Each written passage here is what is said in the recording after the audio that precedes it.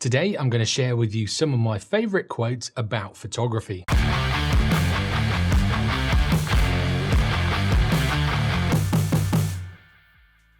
Photography has been with us for well over 150 years, and through the ages, there have been some amazing photographers. As well as recording historical moments, trends, and technological advances, some of these photographers and their subjects have had some wise words to say. And these can help us in developing our photography further, even today in the modern era of digital photography. If you want to be a better photographer, stand in front of more interesting stuff. Now, I love this quote and I strive to do this, although with the current restrictions on travel at the moment, it is a little bit more tricky than usual. But it is true. If you don't put yourself in front of interesting things, you won't produce interesting photographs. This can be anything from sporting events, craft fairs, interesting buildings, interesting people, or interesting landscapes, to name a few.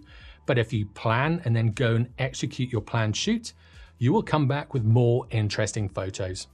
There are always two people in every picture, the photographer and the viewer.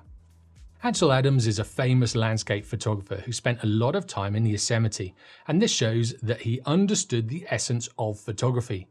It isn't just about what you think of the photo, it's about what the viewer thinks about that photo. And this is why getting feedback on your images is so important. When you do get feedback, you'll get the viewer's perspective of your art as well as your own. The best thing about a picture is that it never changes, even when the people in it do. I do love this quote as it shows how photography captures the moment. It freezes those who are in that photograph in time. I sometimes look back through my photos I've taken in the past of events and people, and it takes me back to those moments instantly. And even though we all change over time, photography is the one thing that keeps those feelings and memories alive. If your pictures aren't good enough, you're not close enough. Now, I've used this quote many times and I really do believe in it. When I first started taking photographs, I was into motocross. I had a back injury that stopped me from riding anymore, so to keep going to the events, I started taking photographs of those riders at local and national races. Very quickly, I realized I needed to get closer to the action, and once I did, I was getting much better pictures. Now, hopefully, when I can get back to the UK to visit, I'll find some of these photos to show you what I mean, but I really do believe in those wise words from Robert Capa. Photography is not about cameras, gadgets, and gizmos. Photography is about photographers. A camera didn't make a great picture any more than a typewriter wrote a great novel. Now, this reminds me of the odd person that says, "Great photos, you must have had a great camera." Again, photography is not so much about the gear. Even though I love getting new kit, it's more about the person behind that camera. I've been to a few different events and the other photographers got some great shots that I didn't think of. And then they told me that I got some great shots that they didn't think of. So this comes down to the person that is holding the camera and the thought process that goes into getting that shot, and not so much about the camera type they have. There are no bad pictures. That's just how your face looks sometimes. Now, obviously, Abraham Lincoln wasn't a photographer, but this is a fantastic quote and it did make me chuckle a little bit. I've had one or two portrait sessions with CEOs quite high up in some big companies that haven't gone so well. Now, I'm not going to mention their names, but even though I had the settings and the lighting right, and I was getting a really nice, pleasing image, they weren't happy with their portraits, and I ended up having to go back a few times and going heavy on Photoshop in a few instances to get rid of any imperfections that they didn't like or that they were really self-conscious of. But I would have loved to have said this. There are no bad pictures, that's just how your face looks sometimes.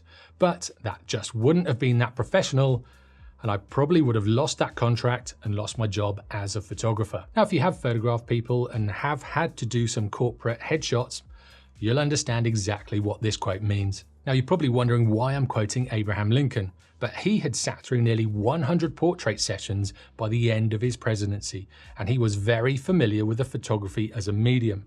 And even though he was apparently self-conscious about his own appearance, he was not camera shy, and he knew it had to be done so people knew who he was and how he looked as a leader. Photography has no rules. It's not a sport. It's the result which counts, no matter how it's achieved. Bill Brandt was a photographer in the 1930s and 40s, and in this quote he shows that it's not about the gear or the process, it's just the result that counts. So two people could get the same result by doing completely different things, and no one looking at those images would ever know. Whether you have an entry-level camera or a pro-level camera shouldn't really matter. If you learn and keep trying to learn to get better results, this is what counts. The two most engaging powers of a photograph are to make new things familiar and familiar things new. Now this is a great quote from William Thackeray. It shows how photographs are viewed, where you as the viewer might get that wow moment, which is the making new things familiar, or in capturing something at a completely different angle or perspective to make that familiar thing new again. I really believe there are things nobody would see if I didn't photograph them. Now this quote seems to me a little bit egotistical, and it might just well be, but this really made me think of when I was growing up. In my family we did have a camera or two, and we did take photos when we went on holidays or had parties, but apart from that, we didn't really take any photos of everyday life like we do today. Now this is where those things I have in my memory will stay there forever and no one else will ever see them. And this is one of the reasons I'm so grateful for finding photography. If I hadn't have got into photography, those memories I have had since having a camera would slowly fade. So from our trip to New Zealand to visiting those volcanoes in Java, my photographs will help me remember those things for the rest of my days. The camera is an instrument that teaches people how to see without a camera. At university, I studied geology. Ever since I graduated, I've always looked at rocky outcrops differently, from the structures within those rocks to the composition of the rocks themselves. And in driving past cuttings through cliffs and things like that, I'll always be distracted with an interesting structural formation.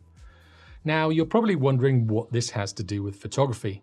But it all comes down to being conscious of something. With geology, the degree made me conscious of the land we live on, and with photography, learning to use the camera makes you more conscious of light and how it falls on a subject.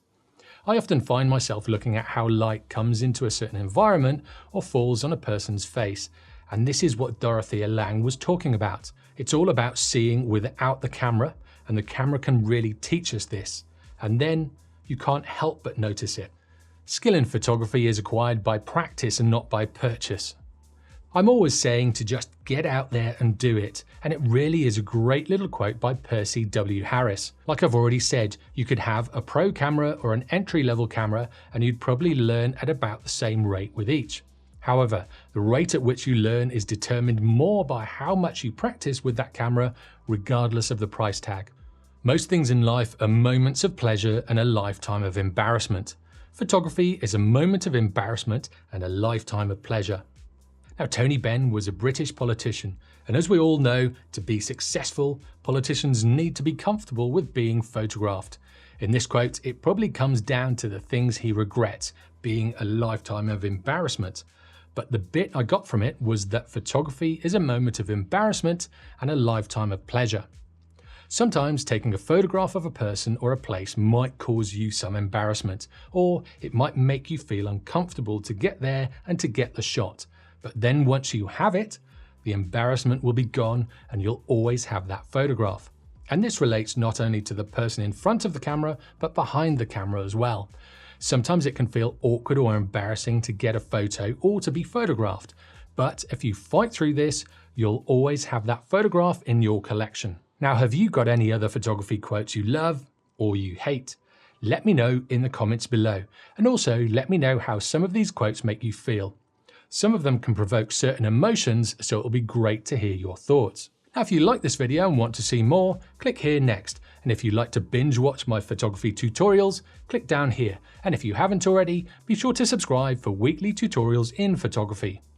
I'll see you next time.